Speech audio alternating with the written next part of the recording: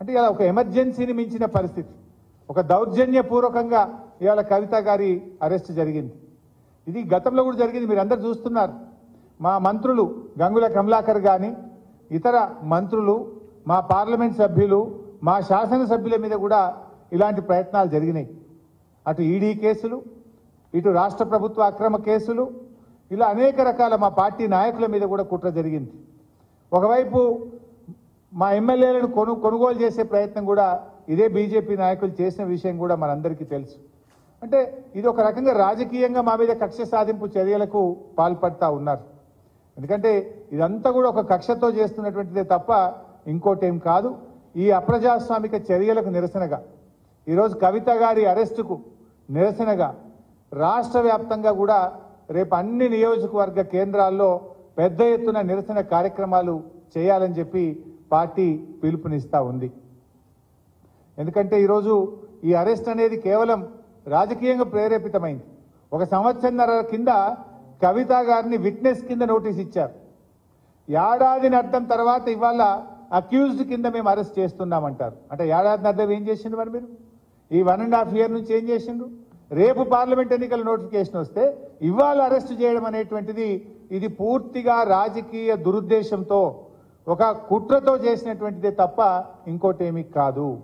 ఇవాళ కాంగ్రెస్ బీజేపీల కుమ్మక్కు ఒక దుర్మార్గపు అయినటువంటి చర్య.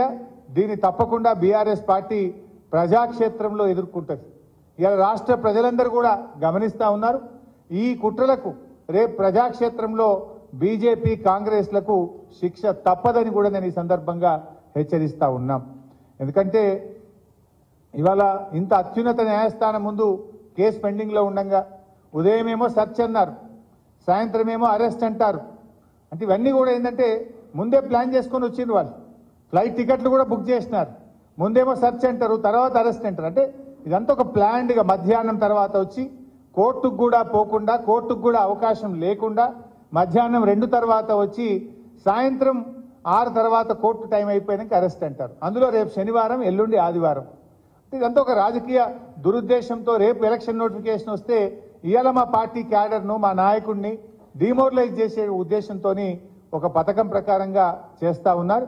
బట్ ఎవరు ఎన్ని చేసినా పోరాటాలు మాకు కొత్త కాదు. ఈ అక్రమ కేసులు, నిర్బంధాలు మాకు కొత్త కాదు. మా పార్టీ పుట్టిందే ఉద్యమాల్లో. తప్పకుండా ఉద్యమిస్తాం, ప్రజాక్షేత్రంలో ఉద్యమిస్తాం, ఈ అక్రమ అరెస్టులకు నిరసనగా ఉద్యమిస్తాం. అదేవిధంగా న్యాయపరంగా కూడా తప్పకుండా పోరాడతాం. న్యాయ వ్యవస్థ మీద మాకు సంపూర్ణమైన విశ్వాసం కూడా ఉంది. రేపు అన్ని నియోజకవర్గ కేంద్రాల్లో కూడా ఎక్కడికక్కడ బీఆర్ఎస్ శ్రేణులు ఈ అక్రమ అరెస్టుకు నిరసనగా పెద్ద ఎత్తున కార్యక్రమాలు చేయాలని చెప్పి కూడా ఈరోజు పార్టీ పిలుపునిస్తా ఉంది.